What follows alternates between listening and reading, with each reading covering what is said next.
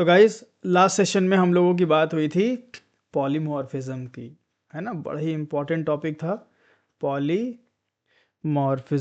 ठीक है, पॉलीमॉर्फिज्म में हमने आपको compile time polymorphism and run time polymorphism दोनों ही बताया था।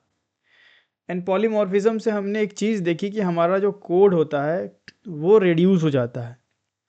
ठीक है, हम एक ही क्लास से या एक ही मेथड नेम से या एक ही ऑब्जेक्ट रेफरेंस से एक ही ऑब्जेक्ट रेफरेंस से एंड एक ही मेथड के नेम से हम मल्टीपल काम कर सकते हैं। तो फ्लेक्सिबिलिटी आती है, मेंटेनेबिलिटी आती है।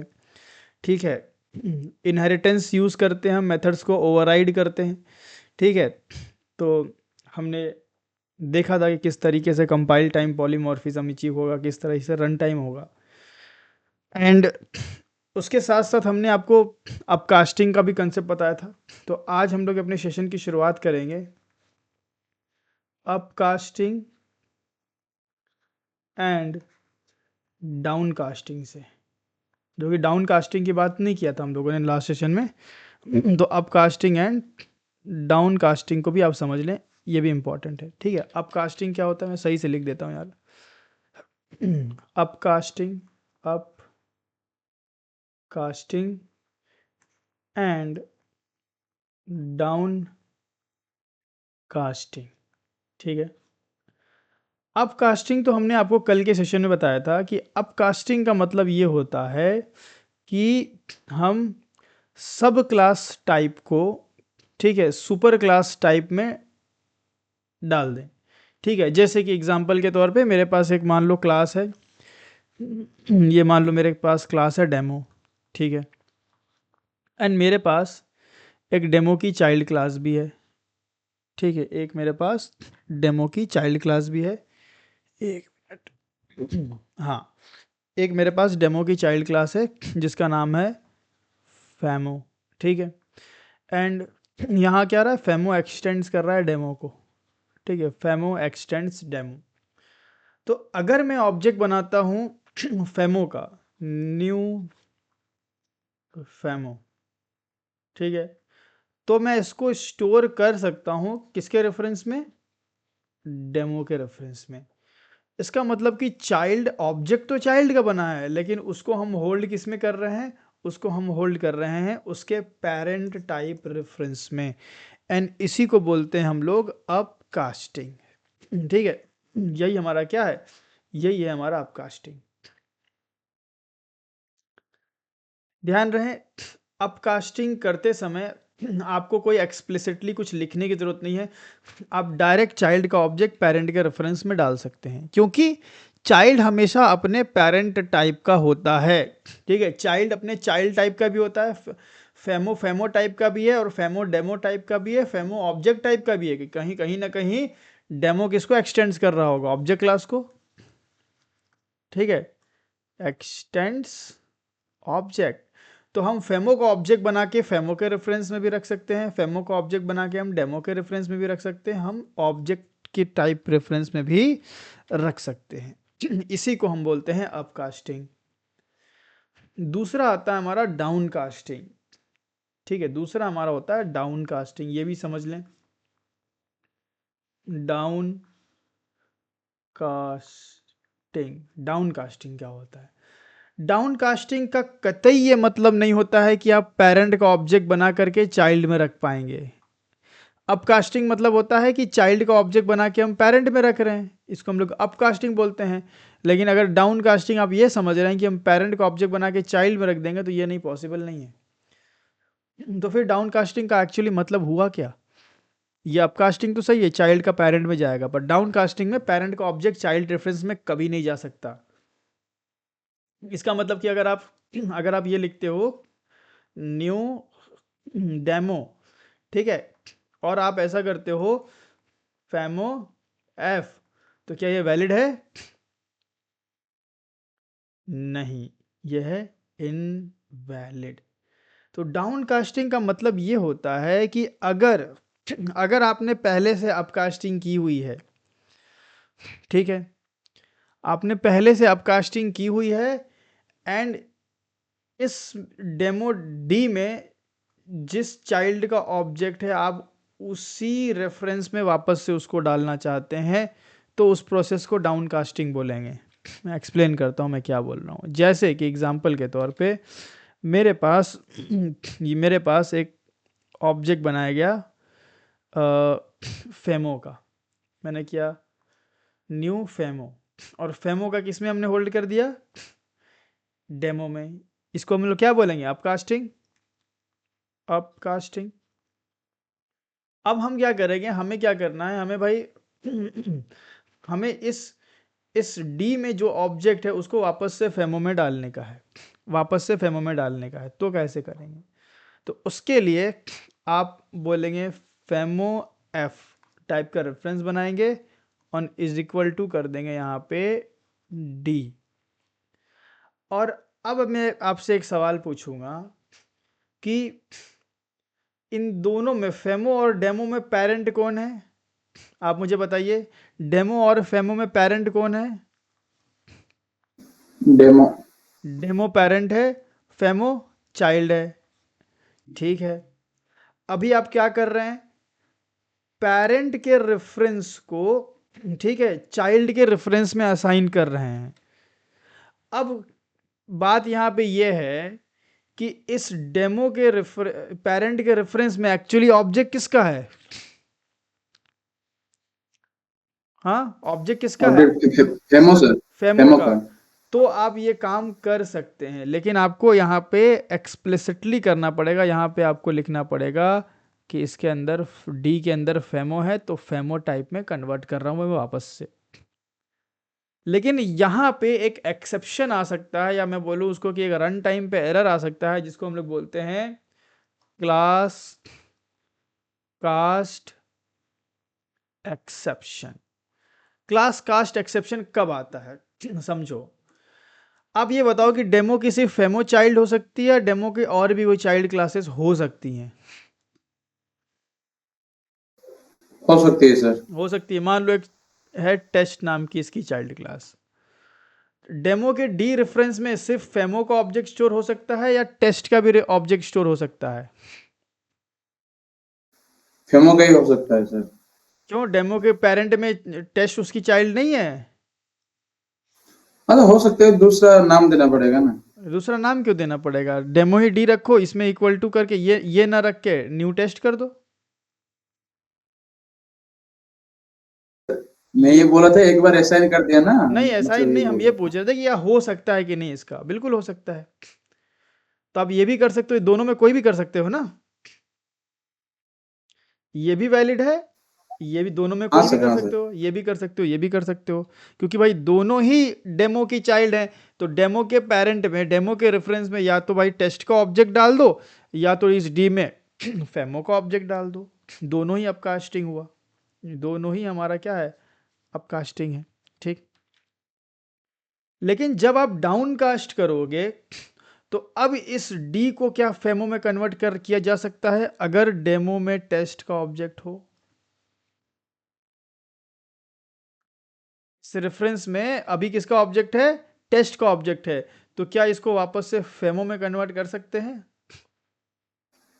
नहीं सर। नहीं कर सकते हैं, सिबलिंग्स नहीं सेट होगा ना भाई। डी में टेस्ट का ऑब्जेक्ट है, अब टेस्ट का ऑब्जेक्ट हम टेस्ट टाइप के रेफरेंस में डाल सकते हैं, फेमो में थोड़ी डालेंगे। टेस्ट का ऑब्जेक्ट फेमो में थोड़ी जाएगा, सिबलिंग्स का सिबलिंग्स में थोड़ी जाता है चाइल्ड का पेरेंट में जा सकता है ना। तो इस डी में चूंकि ऑब्जेक्ट टेस्ट का है, तो कभी भी उसको आप फेमो में नहीं डाल सकते, अब वो टेस्ट में ही जा सकता है। मतलब अगर टेस्ट का ऑब्जेक्ट है तो आपको ऐसे लिखना पड़ेगा, test T is equal to फेमो डी। समझ में आ रही बात। तो अब जब भी आप पेरेंट के रेफरेंस को वापस से चाइल्ड के रेफरेंस में डालेंगे, तो वहां पे दो सिचुएशंस होंगी। एक तो आपका काम सक्सेसफुली हो जाएगा, कोई एरर नहीं आएगा, दूसरे में एरर आ सकता है। एरर कब आएगा, एक तो काम होगा कि आपका सक्सेसफुली आपका डाउनकास्ट हो जाएगा, सक्सेसफुली डाउनकास्ट हो जाएगा। दूसरी सिचुएशन बनेगी कि आपको आ सकता है क्लास कास्ट एक्सेप्शन, जो कि एक रन टाइम पे आने वाला एरर है, एक रन टाइम एरर है। ठीक है, एक रन टाइम एरर है। अब ये रन टाइम एरर कब आएगा? सक्सेसफुली डाउनकास्ट तब होगा जब पेरेंट में जिस चाइल्ड का ऑब्जेक्ट होगा हम उसी में डाउनकास्ट करें, है ना, तब सक्सेसफुली काम हो जाएगा। लेकिन अगर पेरेंट में भाई ऑब्जेक्ट है चाइल्ड 1 का, लेकिन हम डाउनकास्ट, इसमें हम चाइल्ड में ही डाउनकास्ट कर रहे हैं, लेकिन चाइल्ड 1 का ऑब्जेक्ट है बट हम डाउनकास्ट किस में कर रहे हैं? चाइल्ड 2 में, तो नहीं होगा। बात समझ में आई? बात समझ में आई सबको? हाँ बोलिए।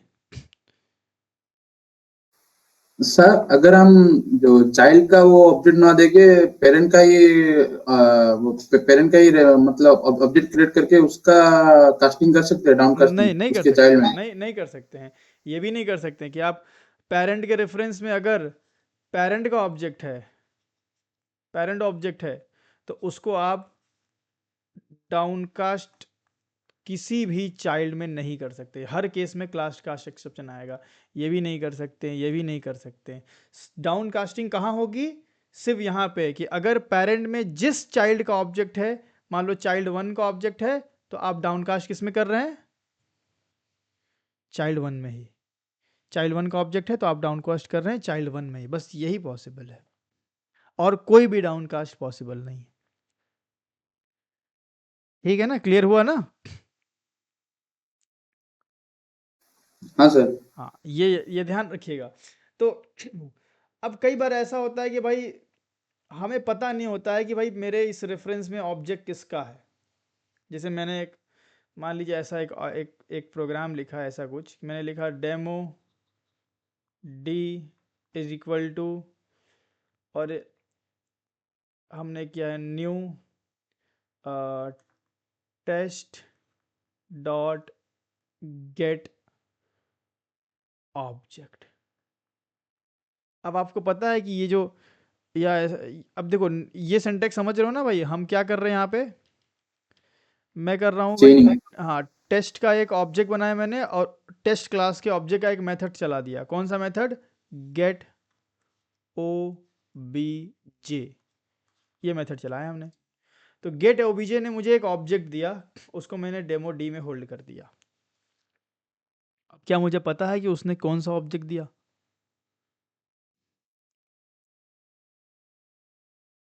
मान लो डेमो की कितनी चाइल्ड हैं? डेमो की 3 चाइल्ड हैं, x1 x2 एंड x3। अब आपको कैसे पता चलेगा कि गेट ओबीजे पे किसका ऑब्जेक्ट मिला, x1 का कि x2 का x3 का? नहीं पता चलेगा ना इस लाइन से। इस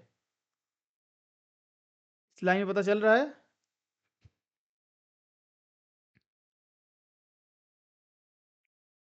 नहीं समझ में आ हाँ रहा? सर, पता पता चल जाएगा ना सर, गेट ऑब्जेक्ट। कैसे ये लाइन देख के कैसे पता चलेगा? मैं बोल रहा हूँ ये लाइन देख के कैसे पता चलेगा? बताओ, x1 का ऑब्जेक्ट आएगा कि x2 का कि x3 का? नहीं, यहीं से नहीं पता चलेगा। हाँ, यहाँ उस क्लास में जाना पड़ेगा। आप बोलोगे कि फिर मैं जाऊंगा टेस्ट क्लास के गेट ओबीजे मेथड को देखूंगा फिर पता चल जाएगा, ऐसा है ना? हाँ सर।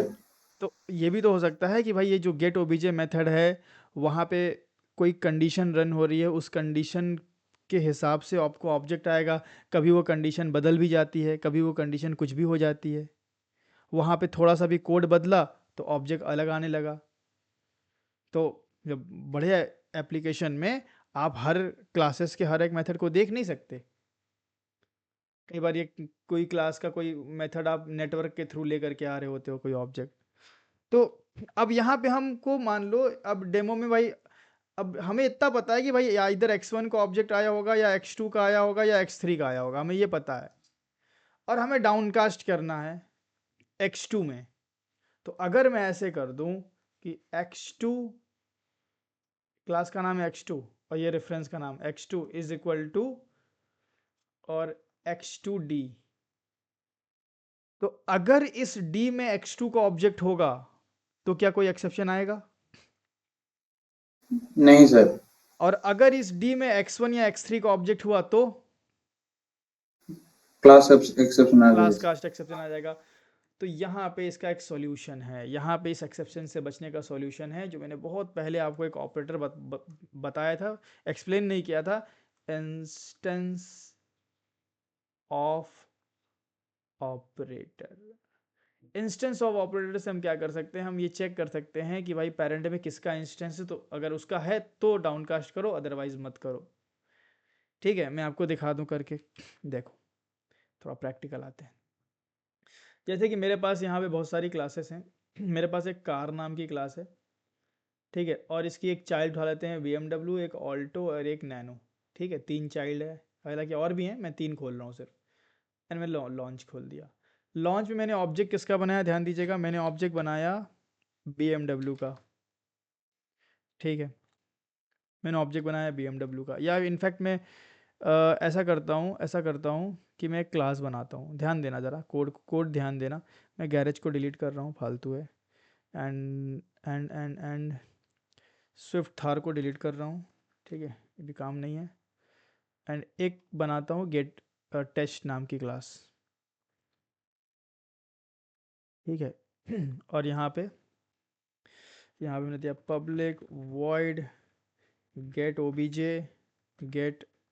ओबीजे एंड मैंने लिया इंट कोड, ठीक है, ये ऐसा कुछ।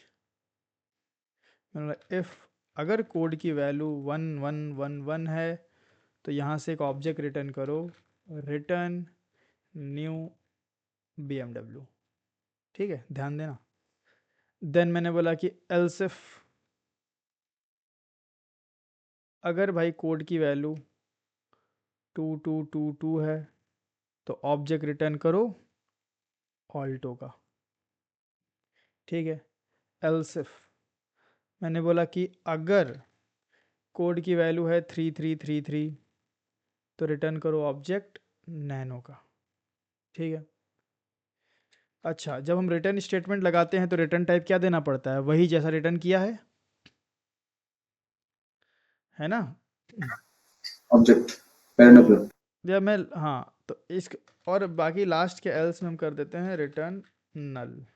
ठीक है, ऐसा। तो यहाँ पे भाई हम लोग भाई एक जगह हम BMW रिटर्न कर रहे हैं, एक जगह ऑल्टो रिटर्न कर रहे हैं, एक जगह नैनो कर रहे हैं। तो रिटर्न टाइप हम BMW दे सकते हैं, बट उससे BMW का एरर चला जाएगा, लेकिन बाकी का तो आएगा। तो मैं क्या कर सकता हूँ, तीनों का पेरेंट दे सकता हूँ। तीनों का पेरेंट कौन था, कार। ठीक है, तो सबका एरर चला गया, क्योंकि BMW भी कार टाइप की है, ऑल्टो भी कार टाइप की है, नैनो भी कार टाइप की है। तो इस तरह से हमने दे दिया। अब आ जाओ लॉन्च में। अब मैंने क्या किया, मैंने ऑब्जेक्ट बनाया टेस्ट का, न्यू टेस्ट, एंड डॉट लगा के मैंने किया गेट ओबीजे और एक कोड डाला। अब ये कोड डालने पे मुझे भाई ऑब्जेक्ट क्या मिलेगा ये मुझे पता नहीं है ना। मान लो पता नहीं है, या फिर ऐसा है कि ये जो अंदर की कंडीशन है, यहाँ पे कोई दूसरा डेवलपर बैठा है, ये कभी इसको कोड चेंज कर देता है, कभी इसको 111 कर देता है, कभी इसको 222 कर देता है, तो मैं श्योर नहीं हूँ कि भाई इसका ऑब्जेक्ट किसका मिलेगा।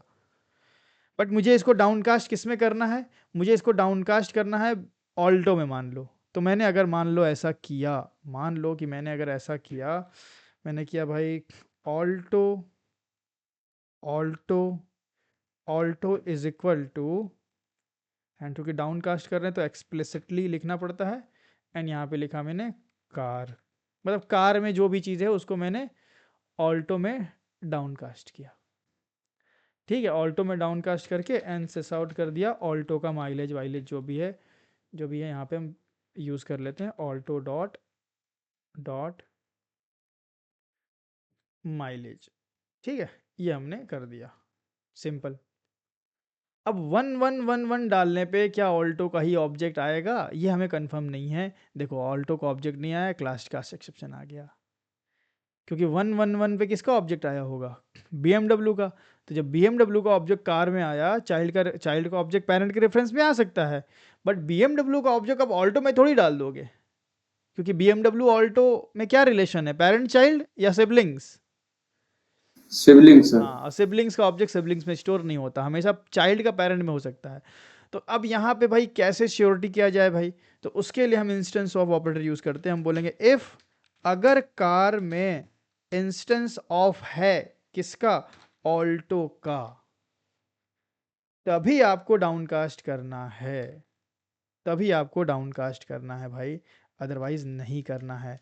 ठीक है, तो यहाँ पे हम एल्स लगा देंगे और यहाँ पे सिस आउट कर देंगे कि this is not Alto object.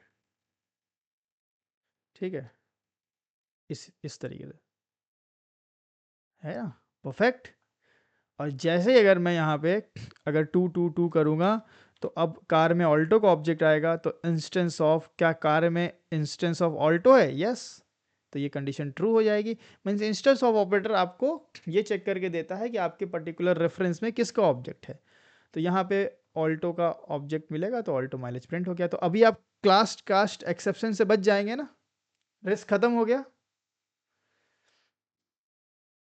समझ रहे हैं ना सब लोग? हाँ सर। तो ये ध्यान रखिएगा, क्लास कास्ट एक्सेप्शन से आप इस तरह से बच सकते हैं। एंड बड़ी इंपॉर्टेंट चीज़ थी ये, अप कास्टिंग डाउन कास्टिंग, ध्यान रखिएगा। अप कास्टिंग तो बहुत लोग बात करते हैं, बट डाउन कास्टिंग की बात कम की जाती है, इसको ध्यान में रखिएगा। जी, कोई डाउट है तो पूछ सकते हैं। सर इससे तो हमको किसका ऑब्जेक्ट आ रहा है वो तो नहीं पता चलेगा ना। भाई हमें हम एरर। ऑब्जेक्ट किसका आ रहा है जब ये पता नहीं है, तो उसी केस के लिए ना इंस्टेंस ऑफ बनाया गया है। अगर ऑब्जेक्ट हमें पता है कि किसका आ रहा है तो ज़रूरत ही क्या थी फिर इसकी, हाँ सही सर, है ना। पता चल जाएगा तो हम लगा देंगे। हम तो लगा देंगे, वैसे ही कोड लिखेंगे। तो ये तब के लिए है जब आपका ऑब्जेक्ट जहाँ से आ रहा है वहाँ पे वेरिएशन होने की संभावना है। कुछ भी आ सकता है भाई, है ना। यहाँ के मान लो 2 2 2 पे ऑल्टो आ रहा है, अब इधर का कोड पे दूसरा डेवलपर बैठा है, इसने अपडेट कर दिया इसको, इसको 2 2 2 कर दिया, इसको ऐसा कर दिया, तो फिर उस वजह से हम यहाँ पे प्रॉपर तरीके से कर सकते हैं। हम ऐसा कर सकते हैं, देखो हम इफ एल्स इफ मतलब इफ एल्स इफ लैडर का यूज़ कर सकते हैं। यहाँ पे हम बोले कि अगर ऑल्टो का है तो ऑल्टो में डाउन कास्ट करो, अगर BMW का इंस्टेंस है तो BMW में डाउन कास्ट करो। ऐसे हम सारी संभावनाओं को कोड कर सकते हैं, फिर उनके स्पेसिफिक कोड हाँ लिख सर, सकते ठीक है ठीक है। हैं, है ना ठीक ऐसे। है सर। तो ये था अपकास्टिंग एंड डाउनकास्टिंग में ये वाला इतना जो कोड है ये ऐड कर देता हूँ यहाँ पे एक रेफरेंस के लिए आपके। ठीक है, चलो ये हो गया। तो इसी के साथ हम लोग का मतलब पॉलीमॉर्फिज्म तो कल हमने बता दिया था, एक छोटी सी चीज़ बची थी। अब हम लोग बिल्कुल एक नए टॉपिक की आज शुरुआत करने वाले हैं, जो कि अपने आप में एक बहुत ही इम्पोर्टेंट टॉपिक है। ठीक है, जिसका नाम है इंटरफेस। ठीक है, तो मैं हेडिंग डाल देता हूँ, इंटरफेस इन जावा। इंटरफेस इन जावा। अब इंटरफेस का क्या कहानी है भाई, समझते हैं इसको। ठीक है, जब भी इंटरफेस की बात आती है सबसे पहला सवाल आता है कि इंटरफेस एक्चुअली है क्या। ठीक है, जैसे क्लास आपने पढ़ा, एक ब्लॉक ऑफ कोड है, कैटेगराइजेशन के लिए यूज़ होता है। एंड क्लास एक ब्लूप्रिंट होता है हमारे ऑब्जेक्ट के लिए। ठीक है, क्लास एक यूज़र डिफाइंड डेटा, UDTT भी हमने बताया था, यूज़र डिफाइंड डेटा टाइप भी है। इसी तरह इंटरफेस भी क्या है, एक ब्लॉक ऑफ कोड ही है। जैसे हम क्लास बनाते हैं ना, पब्लिक क्लास, वैसे हम इंटरफेस भी बना सकते हैं। तो सबसे पहले हम यही बोलेंगे कि it is just a block of code. ये सिर्फ एकमात्र ब्लॉक ऑफ कोड है, नथिंग एल्स। ठीक है, देन नेक्स्ट हम बात करेंगे कि अ, क्या मतलब पर्पस है भाई, क्यों हम बनाते हैं, क्या ये करता क्या है। तो एक इंटरफेस हमारे क्लास का ब्लूप्रिंट प्रोवाइड करता है। ठीक है, मैं यहाँ लिख देता हूँ कि N interface in Java is the blueprint of a class. ठीक है, इंटरफेस से क्या होता है, एक ब्लूप्रिंट होता है। ठीक है, क्लास का क्या मतलब हुआ भाई, पहले इतने पे समझ लो, बाकी और चीज़ें समझेंगे, कॉन्ट्रैक्ट, स्टैंडर्डाइजेशन, इम्प्लीमेंटेशन, बहुत सारी चीज़ें हैं। हाँ, एक पॉइंट और लिख दूँ मैं कि इंटरफेस क्रिएट करने के लिए हम यूज़ करते हैं इंटरफेस कीवर्ड। ठीक है, तो मैं लिख सकता हूँ कि डिक्लेयर्ड यूजिंग, जैसे क्लास के लिए क्लास यूज़ करते हैं कीवर्ड, उसी तरह इसके लिए इंटरफेस नाम का कीवर्ड है, declared using interface keyword, interface keyword. ठीक है, ये ध्यान रखिएगा। अब इसकी ज़रूरत क्यों है, ब्लूप्रिंट मतलब क्या हुआ, सब समझाते हैं। देखो, या यहीं पे समझाते हैं, पेंट में इजी जाएगा। मैं आपको एक सवाल पूछता हूँ। मान लो कि 3 डेवलपर्स हैं, ठीक है। अब तीनों डेवलपर को एक एक क्लास पे काम करने दिया गया, ठीक है। एक क्लास, 2 क्लास एंड ये तीसरी क्लास, ठीक है। ये मान लो कि BMW क्लास है, ये ऑल्टो क्लास है, ठीक है। और ये मान लो थार क्लास है, ठीक है। 3 डेवलपर्स को बैठाया गया। अब इनसे बोला गया कि आप लोग को क्या करना है, आप लोग को 4-4 मेथड बनाने हैं सब में। यहाँ पे कौन बैठा है भाई, यहाँ पे बैठा है प्रोग्रामर 1, यहाँ बैठा है प्रोग्रामर 2, यहाँ बैठा है प्रोग्रामर 3। सबको 4-4 मेथड बनाने के लिए बोला गया कि BMW का डेटा डेटाबेस में इंसर्ट करना है, या अपडेट करना है, रीड करना है, डिलीट करना है। तो इन चारों के लिए एक एक मेथड बनाइए और लॉजिक लिखिए। तो अब चूंकि इन डेवलपर्स के पास कोई स्टैंडर्ड नहीं है, कोई ब्लूप्रिंट नहीं है, तो इनको ये नहीं पता कि यार मतलब मेरे को मेथड्स का सिग्नेचर कैसा रखना है। इनको नहीं पता कि मेथड का रिटर्न टाइप क्या होगा, या मेथड में पैरामीटर्स क्या आएंगे। अगर इनके पास ब्लूप्रिंट नहीं होगा तो अब ये अपने अपने हिसाब से काम करेंगे। तो पहले डेवलपर ने क्या किया, एक मेथड बनाया इंसर्ट नाम का, ठीक है। उसमें एक डेटा नाम का ऑब्जेक्ट ले लिया इसने, डेटा डी, ठीक है। एंड इस तरीके से इंसर्ट का कोड इसने लिख दिया अंदर, ठीक है। डेटा डी समझ रहे हैं ना, इनकैप्सुलेट होकर डेटा आ सकता है किसी ऑब्जेक्ट में, है ना। डीटीओ पढ़ाया है, डीटीओ। हाँ सर, हाँ सर, आ सकते हैं। हाँ बस। फिर उसी तरह एक मेथड इसने बनाया रीड नाम का, रीड में इसने कुछ भी नहीं रखा, ठीक है। फिर उसने एक बनाया मान लो अपडेट नाम का मेथड, ठीक है। फिर उसने बनाया मान लो डिलीट नाम का मेथड, कुछ ऐसा। ये इसने अपना काम कर दिया। प्रोग्रामर 2 ने थोड़ा अलग दिमाग लगाया और इसने सबका रिटर्न टाइप भाई वॉइड रखा, ठीक है।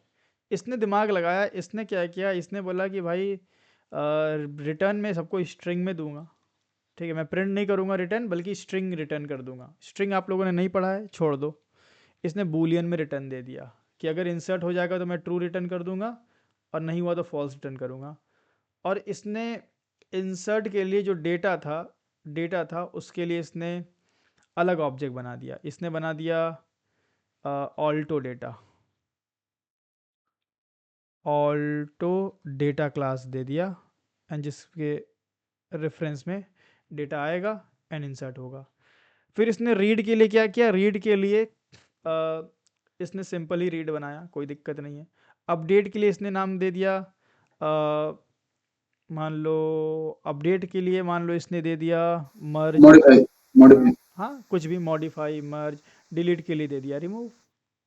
और रिमूव के लिए इसने एक इंट में आईडी मांगा कि भाई हम आईडी के हिसाब से रिमूव करेंगे, ठीक है। इस वाले डिलीट के मेथड चलने के अंदर ही आईडी मांगा गया है, पर इसने पैरामीटर में ही मांग लिया। फिर इसकी बारी आई, तो इसने क्या किया, इसने लिख दिया भाई थार इंसर्ट, ठीक है। और इसका थार नाम का ऑब्जेक्ट एज अ पैरामीटर इसने लिया, थार टी।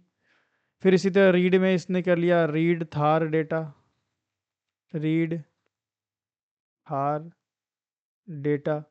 फिर इसने मॉडिफाई कर दिया मान लो अपडेट को, और इस यहाँ कर दिया रिमूव, इतना। अब आप देख रहे हो कि इन तीनों में जो काम करना था वो एक ही टाइप का करना था, insert read update delete, insert read update delete, insert read update delete. But तीनों ने काम कैसे किया? अपने अपने हिसाब से किया। इनका कोड बिल्कुल वैलिड है, ये भी रन हो जाएगा, ये भी रन हो जाएगा, ये भी रन हो जाएगा। लेकिन तकलीफ किसकी होगी? जो इन क्लास के मेथड्स को कॉल करेगा, कॉलिंग में प्रॉब्लम होगी।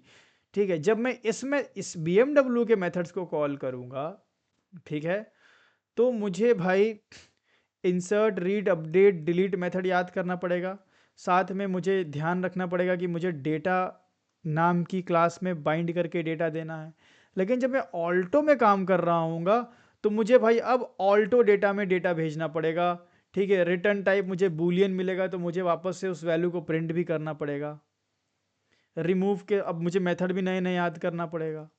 फिर अगर मैं थार पे काम करूंगा, तो मुझे उसके मेथड, उसके पैरामीटर्स याद करने पड़ेंगे। मतलब जो कॉलर है उसका हेडेक बढ़ गया या नहीं बढ़ गया?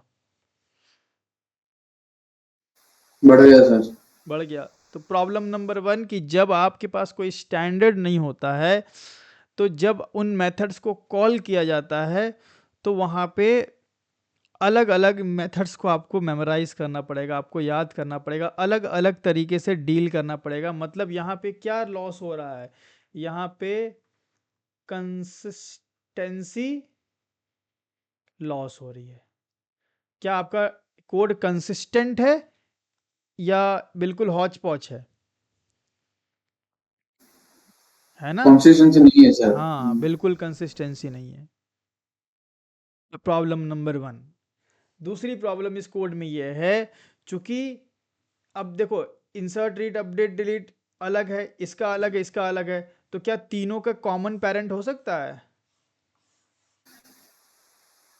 नहीं। नहीं हो सकता है भाई। अगर होगा भी तो उसमें इंसर्ट रीड अपडेट डिलीट नहीं हो सकता, क्योंकि अगर अगर ये मेथड ओवररिडन होते हैं, तो ये मेथड सारे सेम होते हैं ना। हाँ सर। सिग्नेचर कोड अलग अलग हो सकता था, बट सिग्नेचर सेम होते हैं। तो यहाँ पे कहीं ना कहीं यहाँ पे पॉलीमॉर्फिज्म भी नहीं मिलेगा आपको, पॉलीमॉर्फिज्म लॉस। क्योंकि जब आप इस तरीके से आपने आपका जब कोई स्टैंडर्ड नहीं है, तो आपका पॉलीमॉर्फिज्म का लॉस होगा। आपका प्रोग्राम आपका प्रोग्राम लेस रीडेबल होगा, लेस रीडेबल। आप देख ही रहे भाई कितनी प्रॉब्लम है, इधर का उधर कुछ भी लिखा हुआ है। लेस रीडेबल है तो लेस मेंटेनेबल होगा, मेंटेनेबिलिटी भी नहीं होगी। अलग से कोई एक क्लास अगर मुझे एक और ऐड करनी पड़ी, मान लो फरारी, तो भाई उसके लिए कोई स्टैंडर्ड डिसाइडेड नहीं है, तो वो भी अपना कुछ भी काम करेगा। तो जैसे जैसे नई नई क्लासेस ऐड होंगी, वैसे वैसे प्रॉब्लम और बढ़ती जाएगी। मान लो एक फरारी ऐड हुई, उसने नाम रख दिया फरारी इंसर्ट, और उसने फरारी के ऑब्जेक्ट के टाइप में डेटा मांगा, तो फिर आप कितने ऑब्जेक्ट्स हैंडल करोगे यार? इसका मतलब कि स्केलेबिलिटी इशू भी है, स्केलेबिलिटी इशू भी यहाँ पे है। और इन सब के साथ टाइट कपलिंग भी यहाँ पे होगी। टाइट कपलिंग, कपलिंग अभी मैंने आपको नहीं पढ़ाया हुआ है, बस मैं लिख देता हूँ, ठीक है? अभी हम बात करेंगे आगे चल के इशू। और यहाँ पे टाइट कपलिंग भी होगी। साथ में यहाँ पे कोई स्टैंडर्ड नहीं है, ठीक है? कोई स्टैंडर्ड नहीं है कि भाई मुझे ऐसे ही मेथड बनाना है। No standard, no standard. कितनी सारी देखो प्रॉब्लम है। तो जब भी मुझे काम दिया जाए कि भाई आपको ये बिजनेस लॉजिक लिखना है, आपको ये लॉजिक लिखना है, आपको ये मेथड लिखना है, तो सबसे पहले हमें ये डिसाइड करना पड़ेगा कि भाई अगर BMW में प्रोग्रामर 1 को ये डिसाइड करना पड़ेगा कि अगर BMW में मुझे कोड लिखना है, तो क्या मतलब कैसा लिखना है, क्या उसका सिग्नेचर होगा, क्या मेथड के नेम्स होंगे, किस टाइप का, किस टाइप में डेटा आएगा, प्रिमिटिव में आएगा कि ऑब्जेक्ट में आएगा, अगर ऑब्जेक्ट में आएगा तो किस में आएगा, रिटर्न टाइप क्या होगा। ये सारी चीजें हर एक प्रोग्रामर के अमंग्स क्या होनी चाहिए? कंसिस्टेंट होनी चाहिए। तो पहले ये डिसाइड करना पड़ेगा कि हमें डेटा कैसे इंसर्ट करना है, कैसे रीड करवाना है, कैसे अपडेट करवाना है, कैसे डिलीट करवाना है। तो उसके लिए उसका सॉल्यूशन ही इंटरफेस है। इंटरफेस क्या करता है इंटरफेस एक ब्लूप्रिंट प्रोवाइड कर देता है।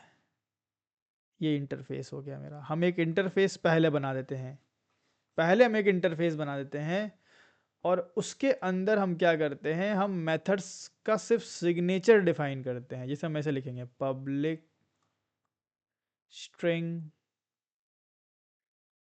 इंसर्ट एंड डेटा डी, कुछ इस तरह के। बस मेथड की बॉडी नहीं होती, सिर्फ हम मेथड का सिग्नेचर लिखते हैं, जिसको मेथड विदाउट बॉडी, जिसको हम बोलते हैं abstract method. Method without body को हम लोग क्या बोलते हैं, एब्स्ट्रैक्ट मेथड। तो हम सिर्फ मेथड के सिग्नेचर्स बता देते हैं कि देखो इंसर्ट ऐसा होगा। फिर हमने बता दिया कि पब्लिक स्ट्रिंग आपने नहीं पढ़ा है, चलो कोई बात नहीं, मैंने लिख दिया है ऐसे। और मान लो आपने एक बता दिया कि यार स्ट्रिंग, स्ट्रिंग हटा लेता हूँ मैं यहाँ से, स्ट्रिंग आपने पढ़ा नहीं है तो मैं हटाता हूँ यहाँ से, ठीक है। यहाँ मैं लिख देता हूँ बूलियन, ठीक है। आपने इंसर्ट मेथड में क्या डिसाइड किया, पब्लिक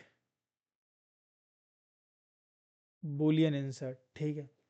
दूसरा आपने रीड में क्या डिसाइड किया, आपने डिसाइड किया कि भाई पब्लिक वॉइड एंड रीड, ये डिसाइड किया।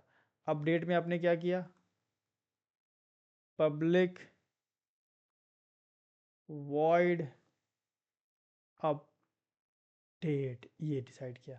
एंड डिलीट में पब्लिक एंड, ठीक है, डिलीट एंड इंट आईडी। अगर आईडी डिलीट हो गई तो मैं एक, अगर डिलीट हो गया तो मैं 1 भेज दूंगा, नहीं डिलीट तो मैं 0 भेज दूंगा। ऐसा मैंने मान लो बना दिया। अब यहाँ पे क्या कोड है या सिर्फ ये एक ब्लूप्रिंट है?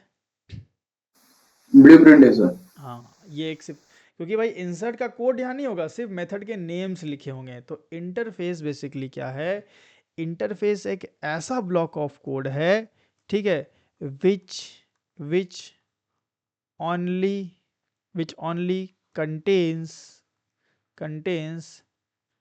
abstract method। ये मैं जावा 8 वर्जन के पहले की बात कर रहा हूँ, जावा 8 से थोड़ी चीज़ें बदली, ठीक है। तो अभी स्टैंडर्ड जावा 7 की बात कर रहे हैं कि इंटरफेस के अंदर, ठीक है, interface only contains abstract method. Abstract method का मतलब क्या हुआ, एब्स्ट्रैक्ट मेथड का मतलब हुआ method without body, method without body, मतलब जिसके पास कोई भाई बॉडी नहीं है, सिर्फ भाई खाली खाली मेथड्स पड़े हुए हैं, ठीक है। अब इसका फ़ायदा क्या होगा, जब आप ये इंटरफेस बना लोगे, अब जब कोई क्लास पिक्चर में आएगी, मान लो क्लास ए है या क्लास BMW है, ठीक है, एक BMW है, ठीक है, एक ऑल्टो है, ठीक है, एक ऑल्टो है, और एक क्या थी अपनी, थार, ठीक है, एक थार। तो मैं इनसे बोलूँगा कि देखो भाई ब्लूप्रिंट रेडी है, तुम जस्ट इस इंटरफेस को क्या करो, इंटरफेस को एक्सटेंड्स नहीं, इम्प्लीमेंट्स किया जाता है, इम्प्लीमेंट्स, ठीक है। मतलब इसको अपना पेरेंट बना लो, तो इम्प्लीमेंट्स कीवर्ड के थ्रू बनाया जाता है। तो जैसे ही इसको इम्प्लीमेंट्स करेगा, ये चारों मेथड यहाँ पे बन के रेडी हो जाएंगे, चारों मेथड को ओवरराइड कर लिया जाएगा। फिर ये भी वही सेम इंटरफेस को इम्प्लीमेंट करेगा, तो यहाँ भी 4 मेथड आ जाएंगे, यहाँ भी 4 मेथड आ गए। देखिए हार ने इम्प्लीमेंट्स किया तो यहाँ भी चारों मेथड आ गए, चारों मेथड को मतलब ओवरराइड कर लिया गया। तो आप मुझे बताएं कि अब ये जो BMW ऑल्टो थार जिसमें प्रोग्रामर 1 2 3 बैठे हुए हैं, क्या इनके मेथड्स में कंसिस्टेंसी होगी या इनके मेथड अलग अलग होंगे? कंसिस्टेंसी होगी सर, स्टैंडर्डाइजेशन होगा। क्या कंसिस्टेंसी सिग्नेचर में होगी या उनके अंदर के कोड में होगी जो उन्होंने मेथड के अंदर लिखे होंगे? सर उनका इम्प्लीमेंटेशन कोड में होगा सर। नहीं, उनके सिग्नेचर में होगा। सिग्नेचर में। हाँ, इम्प्लीमेंटेशन तो अलग अलग होगा ना, BMW का इंसर्ट का लॉजिक अलग होगा, लेकिन मेथड का सिग्नेचर सेम होगा। यहाँ भी public Boolean insert data D होगा, यहाँ भी public Boolean insert data D होगा, यहाँ भी public Boolean insert data D होगा, बट कोड अलग अलग होगा।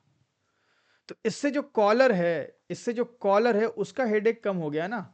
अभी कॉलर को पता है कि भाई इंसर्ट करने के लिए मुझे इंसर्ट मेथड का यूज़ करना है। अब चाहे BMW का इंसर्ट करो, चाहे ऑल्टो करो, चाहे थार करो, किसी में भी करो। कल को अगर कोई नई क्लास फरारी ऐड होगी तो हम भाई फरारी को भी इससे इंप्लीमेंट करवा लेंगे, उसमें भी कंसिस्टेंसी आ जाएगी। चाहे कितने भी आप क्लासेस जोड़ दो, जब भी मुझे इंसर्ट करना होगा मुझे पता है कि मुझे इंसर्ट मेथड ही यूज़ करना है, और इंसर्ट मेथड में मुझे डेटा ऑब्जेक्ट के टाइप में ही डेटा भेजना है। अब ये BMW के लिए भी ट्रू है, ऑल्टो के लिए भी ट्रू है, थार के लिए भी ट्रू है, और हजारों क्लास ऐड कर दो सबके लिए ट्रू होगा, क्योंकि जितनी भी क्लासेस ऐड होंगी वो इस ब्लूप्रिंट के हिसाब से क्रिएट होंगी। तो यहाँ पे कंसिस्टेंसी आ गई, यहाँ पे आपके सारे कोड के सिग्नेचर सेम रहेंगे, कॉलिंग में आसान होगी, रीडेबिलिटी होगी, मेंटेनेबिलिटी होगी, स्केलेबिलिटी भी आएगी, नई क्लास इजी टू ऐड होगी, कितनी सारी आसानी हो गई। तो सिर्फ एक इंटरफेस ने क्या किया, इंटरफेस ने एक स्टैंडर्ड प्रोवाइड किया, एक इसी को हम लोग बोलते हैं कि एक स्टैंडर्ड प्रोवाइड किया, स्टैंडर्ड या एक ब्लू प्रिंट को प्रोवाइड किया, जिसके हिसाब से हमने अपनी अपनी अपनी क्लासेस को डिज़ाइन किया, जिससे हमें स्टैंडर्डाइजेशन का फीचर मिला। इसको क्या बोलते हैं, स्टैंडर्डाइजेशन। हमने स्टैंडर्डाइजेशन लाया और अपने क्लासेस के अमंग्स कंसिस्टेंसी लाई। ठीक है, इसको मैं एक प्रैक्टिकल दिखा देता हूँ आपको करके, और बात करेंगे अभी इंटरफेस की, हम लोग अगले सेशंस में और बात करेंगे। ठीक है, तो हाँ कहिए, कोई सवाल है आपका तो। सर जैसे एक क्लास मतलब ऑब्जेक्ट क्लास को एक्सटेंड करती है, उस हिसाब से सर एक इंटरफेस ऑब्जेक्ट क्लास को एक्सटेंड करता है सर? नहीं, उसकी बात हम अगले सेशन में करेंगे।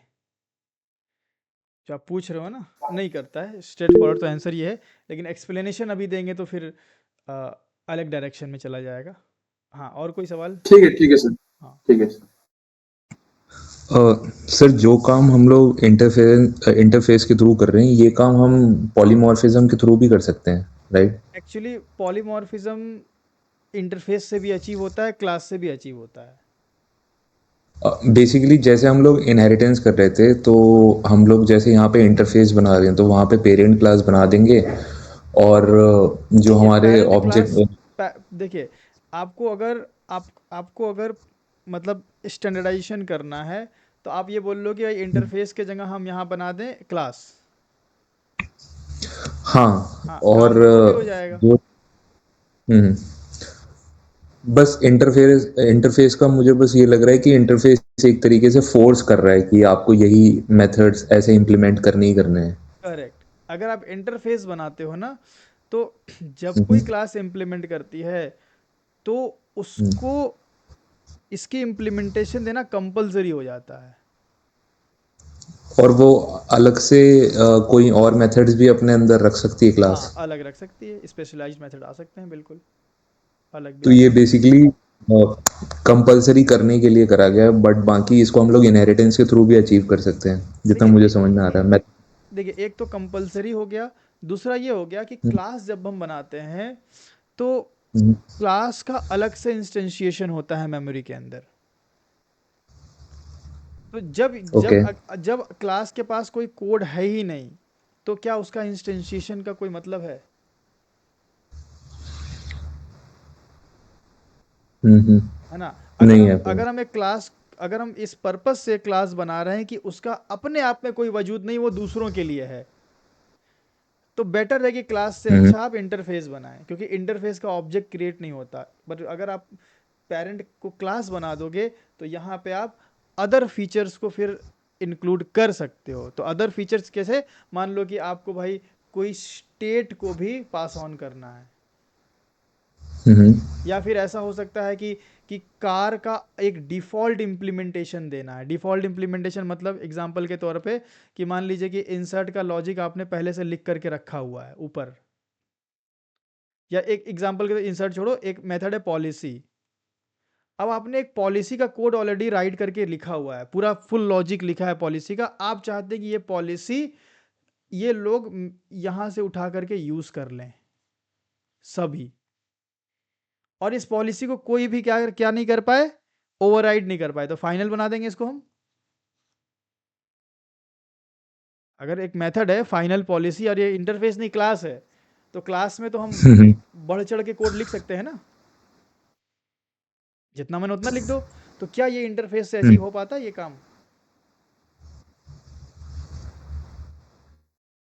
ये तो नहीं हो पाता ना। इंटरफेस में हम कोई लॉजिक नहीं लिख सकते हैं, हम सिर्फ मेथड्स ही लिख सकते हैं, लेकिन क्लास में हम बहुत सारा लॉजिक लिख सकते हैं। तो क्लास आप तब यूज़ करेंगे जब आपको पेरेंट में कोई डिफ़ॉल्ट लॉजिक अपने चाइल्ड्स को देना है, और चाइल्ड ओपन हो उन लॉजिक्स को ओवरराइड करने के लिए भी, और कुछ ऐसा भी सिनेरियो होगा जहाँ पे चाइल्ड ओपन नहीं होंगे ओवरराइड करने के लिए। या फिर सिंपल मतलब जितना मुझे समझ में आया, अगर हमें पेरेंट का कभी ऑब्जेक्ट बनाने की जरूरत ही नहीं है तो इंटरफेस बना लेंगे, अगर बनाने की जरूरत कभी पड़ जाए तो फिर इनहेरिटेंस। हाँ, और ऑब्जेक्ट बनाने की ज़रूरत कब पड़ेगी पेरेंट की? जब पेरेंट के पास कुछ लॉजिक होगा। और अगर शॉर्ट करें तो हम वो क्लास वाले अप्रोच के साथ तब जाएंगे जब पेरेंट के पास लॉजिक की नीड होगी, इंटरफेस के पास जब जाएंगे जब पेरेंट के पास लॉजिक की नीड नहीं होगी। बस जब पेरेंट ब्लूप्रिंट होगा बस चाइल्ड हाँ के लिए। हाँ, तो जब सिर्फ ब्लूप्रिंट होगा तो इंटरफेस यूज़ कीजिए, लेकिन अगर ब्लूप्रिंट नहीं है, हैव सम लॉजिक, तो आप उसको क्लास बना लीजिए, लॉजिक रखिए, डिफ़ॉल्ट इम्प्लीमेंटेशन पास कीजिए, थोड़े बहुत ओवरराइड भी कीजिए, सारे फीचर्स वहाँ मिलते हैं। लेकिन ये स्पेशली सिर्फ डिज़ाइन किया गया है ब्लूप्रिंट के लिए। ठीक है, क्लियर हुआ? Yes sir, yes sir. तो ये था इंटरफेस का। तो हाँ, हम बात कर रहे थे कि इसको ज़रा सा इम्प्लीमेंट किया जाए प्रैक्टिकली। तो इसमें हम क्या कर रहे हैं, देखो ध्यान से देखना। एक कार मेरे पास क्लास है, मैं इसको इंटरफेस बना रहा हूँ, ठीक है। तो एक्चुअली मैं इसको डिलीट ही कर देता हूँ और एक इंटरफेस बनाता हूँ। सबसे पहले इंटरफेस बनाना सिंपल है, न्यू जाओ एंड इंटरफेस का ऑप्शन आएगा, नाम दे दो कार एंड डन। अब यहाँ पे भाई जो ऑल्टो है, नैनो है, BMW हैं, इनके अंदर अगर मेरे पास कोई ब्लूप्रिंट ना हो तो हम कुछ भी मेथड डाल सकते हैं यहाँ पे। लेकिन हम यहाँ पे इन क्लासेस के लिए एक ब्लूप्रिंट डिज़ाइन करने जा रहे हैं। हम बोलेंगे भाई 4 मेथड है, इंसर्ट, रीड, अपडेट, डिलीट। वो ऐसा ही होना चाहिए, कैसा? Public Boolean insert. अभी मैं डेटा डीबी ऑब्जेक्ट नहीं बना रहा हूँ, अलग से बनाना पड़ेगा। अच्छा, ध्यान रहे कि इंटरफेस के अंदर जो हम मेथड्स बनाते हैं वो हमेशा दूसरों के लिए बनाए जाते हैं। मतलब ये मेथड जो बने हैं वो, ये एक ब्लूप्रिंट है, और ब्लूप्रिंट होती है क्लास के लिए। मतलब इंटरफेस हमेशा क्रिएट किया जाता है एक दूसरी क्लास के लिए। तो इसके अंदर जो मेथड होते हैं वो ऑटोमेटिकली पब्लिक होते हैं, आप लिखो चाहे मत लिखो। इंटरफेस के अंदर जो मेथड्स होते हैं वो पब्लिक के अलावा और कुछ हो ही नहीं सकते हैं। तो पब्लिक लिखो चाहे मत लिखो, बात बराबर है। ठीक है, तो मैं पब्लिक नहीं लिख रहा हूँ। दूसरा रीड है, एक रीड मेथड है, ठीक है, और इसका रिटर्न टाइप वॉइड होगा ऑब्वियसली, ठीक है। एंड तीसरा अपडेट है, वॉइड अपडेट। एंड चौथा है इंट डिलीट, कुछ ऐसा। अब भाई मैंने ये क्या किया, मैंने एक ब्लूप्रिंट बनाया। अभी इंटरफेस के बारे में और बात करेंगे अगले सेशन में कि इसका ऑब्जेक्ट नहीं बनता है, ठीक है, और स्टैंडर्डाइजेशन है, लूज कपलिंग है, बहुत सारी चीज़ें हम लोग बात करेंगे। तो ये हमने क्या किया, ये एक इंटरफेस बना दिया। अब मैंने अपनी क्लासेस को बोला कि देखो तुम लोग कुछ भी मेथड बना रहे थे उल्टा फुल्टा, अब तुम इस ब्लूप्रिंट को फॉलो करो। सब लोग इस ब्लूप्रिंट को फॉलो करेगा। तो नैनो ने क्या किया, कार इंटरफेस को अपना पेरेंट बनाया, कैसे? इम्प्लीमेंट्स करके। तो जैसे ही अगर एक क्लास एक इंटरफेस को इम्प्लीमेंट करती है और इंटरफेस के पास अगर एब्स्ट्रैक्ट मेथड होते हैं तो उस क्लास को कंपलसरी उसको ओवरराइड करना मतलब कंपलसरी हो जाता है उसके लिए। क्योंकि एब्स्ट्रैक्ट मेथड मेरे नॉर्मल क्लास के अंदर नहीं आ सकते भाई। नॉर्मल क्लास के अंदर जो मेथड बनता है वो तो बॉडी के साथ बनता है ना, ऐसा मेथड थोड़ी बना सकते हैं इसमें हम। तो हमें बॉडी देनी पड़ेगी सारे मेथड्स की, कार के सारे मेथड्स की बॉडी देनी पड़ेगी। तो ऐड अनइम्प्लीमेंटेड मेथड, एंड पूरे के पूरे मेथड रेडी है हमारे पास। एंड इसी तरह ऑल्टो भी यही करेगा। ऑल्टो ने भी जैसे ही इम्प्लीमेंट्स कार किया कि ठीक है भाई ब्लूप्रिंट रेडी है, आप उस ब्लूप्रिंट को फॉलो कर लो, और यहाँ पे मुझे एक मेथड सिग्नेचर मिल गया पूरा। BMW ने भी बोला कि ठीक है मैं इम्प्लीमेंट्स कार कर लेता हूँ, और मुझे एक पूरा का पूरा ब्लूप्रिंट मिल गया। अब नैनो अपना कोड लिखेगा अंदर, ऑल्टो अपना कोड लिखेगा, BMW अपना कोड लिखेगा, लेकिन सिग्नेचर में कंसिस्टेंसी होने की वजह से लॉन्च से अगर मुझे कॉल भी करना होगा तो क्या सबके मेथड अलग अलग होंगे या सेम ही होंगे? समझ रहे हैं बात को? बताइए, अलग अलग होंगे सेम ही होंगे? सेम सेम होगा सर। सेम होगा तो नैनो डॉट मैं डिलीट कर सकता हूं। तो चूंकि सबके मेथड अगर सेम है तो क्या यहाँ पे पॉलीमॉर्फिज्म नहीं हो जाएगा? क्योंकि मेथड ओवरराइडिंग तो हो ही रहा है, मेथड ओवरराइडिंग तो हो ही रहा है, तो पॉलीमॉर्फिज्म अचीव कर लो ना। चाइल्ड को पेरेंट में होल्ड कर दो भाई। चाइल्ड के देखो, इंटरफेस का ऑब्जेक्ट नहीं बनता, बट इंटरफेस का रेफरेंट क्रिएट हो सकता है, एंड इस रेफरेंस में उसके चाइल्ड का ऑब्जेक्ट आ सकता है। ठीक है, ये तो पॉइंट बहुत इंपॉर्टेंट है। इंटरफेस का ऑब्जेक्ट नहीं, ये इसके बारे में कल बात करेंगे हम। ठीक है, तो हम ऐसा कर सकते हैं कि हम नैनो को ऑब्जेक्ट बना के कार में होल्ड कर दें, या मैं ये पॉइंट लिख देता हूँ। अब इतनी सारी बात हो ही गई है तो मैं एक पॉइंट लिखना ज़रूरी समझूंगा कि ये ध्यान रखें कि we can not create object of an interface cause it is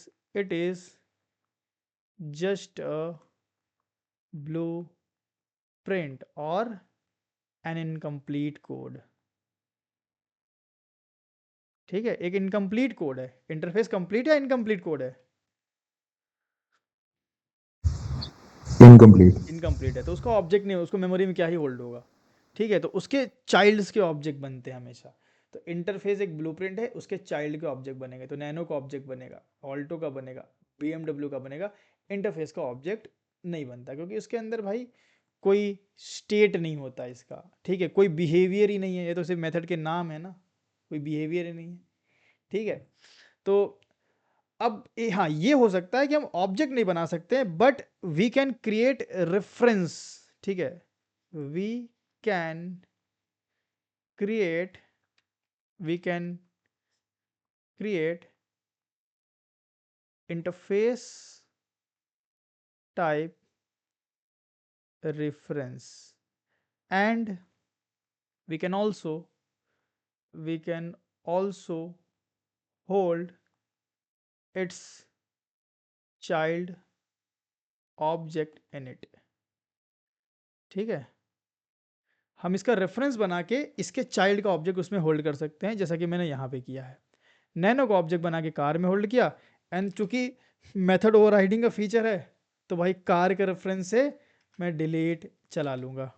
ठीक है, डिलीट का स्पेलिंग गलत है, चलो कोई दिक्कत नहीं है।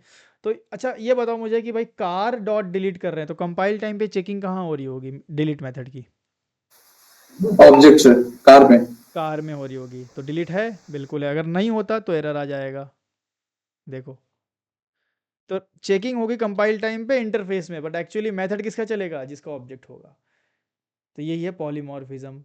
अब मैं अगर ऐसा कर दूं कि इसी कार में होल्ड कर दूं किसका ऑब्जेक्ट? ऑल्टो का, बिल्कुल किया जा सकता है। तो अगर मैं कार डॉट डिलीट करूं तो अब चलेगा ऑल्टो का मेथड। तो आप क्या देख पा रहे हैं कि same reference same method, same reference same method, but behaviour अलग अलग है। इसी को तो पॉलीमॉर्फिज्म बोलते हैं ना। तो पॉलीमॉर्फिज्म इंटरफेस से भी अचीव किया जा सकता है। फर्क क्या हो गया? वहां जो पॉलीमॉर्फिज्म था वहां पेरेंट में भी हम लॉजिक लिख सकते थे। यहां जो पॉलीमॉर्फिज्म है, यहां पेरेंट में हम लॉजिक नहीं लिखते। अगर हमें नीड ही नहीं है लिखने की, अगर नीड है तो वो यूज करो, सिर्फ ब्लूप्रिंट देना है तो ये यूज करो। ठीक है, तो इंटरफेस क्या है? एक हमें ब्लूप्रिंट प्रोवाइड करता है जिससे हमारे क्लास के अमंग्स कंसिस्टेंसी आती है। इससे क्या होता है? हमारा कोड क्लीन भी दिखता है, रीडेबल भी होता है, मेंटेनेबल भी होता है। ठीक है, स्केलेबल भी होता है। नई क्लास इजी टू ऐड हम कर सकते हैं, एंड कॉलिंग के समय भी काफ़ी इजी रहेगा आपके लिए। और यहाँ पे पॉलीमॉर्फिज्म का भी सपोर्ट होता है। तो इंटरफेस पॉलीमॉर्फिज्म को भी सपोर्ट करता है। Support polymorphism. ठीक है, तो ये ध्यान रखिएगा, इंटरफेस के अंदर सिर्फ एब्स्ट्रैक्ट मेथड बनते हैं जो कि हमेशा दूसरों के लिए बनते हैं, हमेशा दूसरों के लिए। दैट इज वाई इंटरफेस के अंदर मेथड हमेशा पब्लिक होते हैं। एक वो ब्लूप्रिंट होता है, एक स्टैंडर्ड होता है जिसके बेस पे हम अपनी क्लासेस को क्रिएट करते हैं और कंसिस्टेंसी लाते हैं। ये कलेक्शन में आप बहुत देखेंगे, एरे लिस्ट है उसके भी मेथड ऐड हैं, लिंक लिस्ट है उसका भी मेथड ऐड है, वेक्टर है उसका भी मेथड ऐड है। आप एक ही नाम का मेथड आपको डिफरेंट डिफरेंट क्लासेस में मिलेगा क्योंकि उन सबके पेरेंट एक रहते हैं। जैसे हमारे केस में कंसिस्टेंसी कोड में कैसे आई, हमारे नैनो में भी इंसर्ट नाम का मेथड है, ऑल्टो में भी इंसर्ट नाम का मेथड है, BMW में इंसर्ट नाम का मेथड। अगर मैं नैनो का इंसर्ट यूज़ करूँगा तो नैनो में डेटा इंसर्ट होगा, ऑल्टो का इंसर्ट यूज़ करूँगा तो ऑल्टो में, लेकिन कहीं ना कहीं कंसिस्टेंसी तो आई। तो यही था भाई हमारा इंटरफेस। कल के सेशन में हम इसको और एक्सप्लोर करेंगे क्योंकि इंटरफेस अभी और है। इंटरफेस से हम लोग मल्टीपल इनहेरिटेंस अचीव करते हैं, इंटरफेस से हम लूज कपलिंग को अचीव करते हैं, इंटरफेस से हम एब्स्ट्रैक्शन को अचीव करते हैं। ठीक है, तो इंटरफेस के बारे में पॉइंट्स है। इंटरफेस के अंदर हम मेथड्स के साथ साथ वेरिएबल भी बना सकते हैं, जिसकी बात हम लोग नेक्स्ट सेशन में करेंगे कि वो वेरिएबल क्या होता है, कैसा होता है। ठीक है, एंड बाकी चीज़ तो हमने आपको बता दी। इंटरफेस का, हाँ एक और चीज़ है इंटरफेस के अंदर, मार्कर इंटरफेस, उसकी भी हम लोग बात करेंगे। तो आज का जो सेशन है वो ज़रूर से आप लोग एक बार अच्छे से रिवाइज कर लीजिएगा और कंसेप्ट को चीज़ें समझ लीजिएगा ताकि नेक्स्ट सेशन आपको और इजी लगे। आज के लिए इतना ही रखते हैं। That's all for today.